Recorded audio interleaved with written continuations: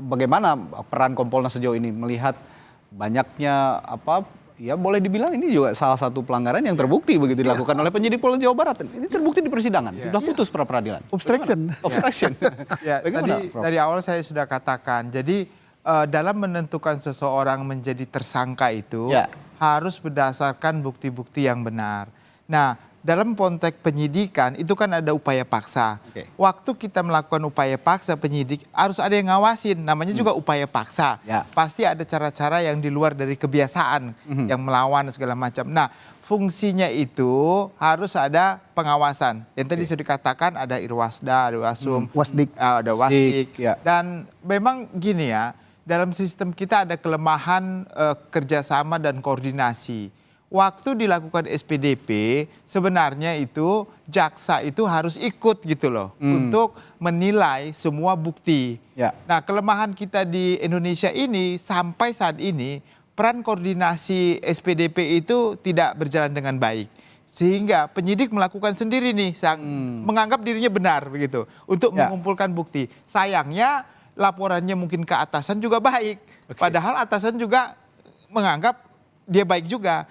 Nah, jaksa juga dalam mengawasi tidak mengawasi. Seandainya tadi jaksa mengawasi dengan baik di antara penyidik ini, nggak mungkin terjadi seperti ini nih. Nggak akan. Sama seperti kasus-kasus di KPK kan jaksa dan penyidik sama-sama begitu. Jadi pra peradilan sungguh agak sulit bisa menangkan. Nah, itu yang pertama. Yang kedua, saya setuju sama Prof. Susno terkait dengan Kompolnas. Sekarang itu Kompolnas itu ex officio Menteri Dalam Negeri, ex officio Menko Polhukam. Lah, ini sebenarnya siapa yang diawasi siapa begitu kan? Harusnya independen gitu. Jadi jangan lagi ada institusi negara di dalam pengawasan negara sendiri yang akan diawasi begitu. Jadi harus direvisi nih undang-undang Kompolnas ini. Jadi harus direvisi. Jadi yang duduk di Kompolnas itu benar-benar orang-orang yang pingin memperbaiki kepolisian, memberikan masukan begitu ya. Jangan orang dalam ada di dalam diawasi. Jadi jeruk makan jeruk ibaratnya.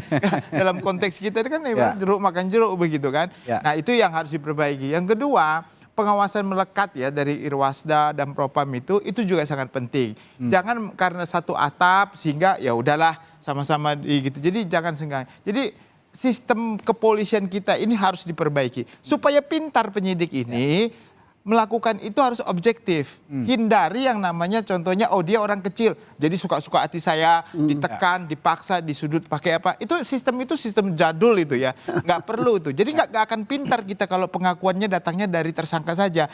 Pengakuan dari tersangka itu kelemahan, nggak akan pintar. Kalau kita mau pintar jadi penyidik, gunakanlah prosedur yang benar. Dia yang menentukan membuktikan dia adalah bersalah, bukan orang yang mengaku. Kalau dia mengaku, kita nggak akan pintar.